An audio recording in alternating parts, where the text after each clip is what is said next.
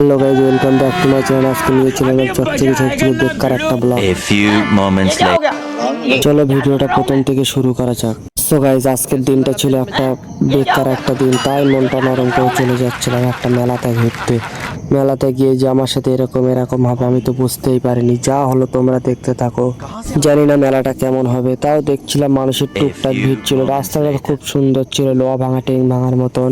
মেলাটা হচ্ছিল একটা বাগানের ভিতরে, এখানে তো অনেক মানুষের ছিল, তাই টুকটুক করে সামনে দিকে এগিয়ে যাচ্ছিলাম। তাও দেখছিলাম মানুষের ভিড়ও ছিল, দোকানঘাট প্রচুর বসেছিল। এটা একটা ফোনের পাসপত্রের দোকান।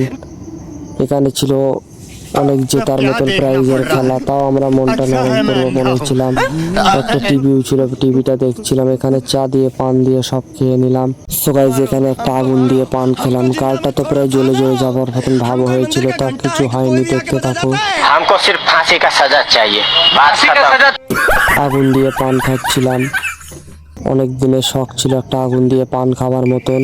না, পানটা খেয়ে তো কিছুই হয়নি, তাই অন্যদিকে যাচ্ছিলাম। এখানে দেখছিলাম পয়সা দিয়ে পয়সা জেতার মতন অনেক সুযোগ, তাও রিক্সে নেবো বলে ভাবছিলাম, তাও নিতে পারলাম না। এখানে দেখছিলাম ভুট্টায় মাল মশলা লাগিয়ে দিচ্ছিল, পুড়িয়ে হাত পুড়ে যায় কি পা পুড়ে যায় তাও দেখছিলাম।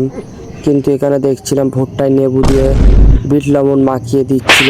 জানি না খেতে কেমন লাগবে, খেতে তো খুব সুন্দর লাগছিল। আজকে ভিডিওটা এই অবধি ছিল। ভিডিওটা কেমন হয়েছে কমেন্ট করে জানাবে। যদি ভিডিওটা ভালো লাগে একটা লাইক করবে, চ্যানেলটা সাবস্ক্রাইব করবে।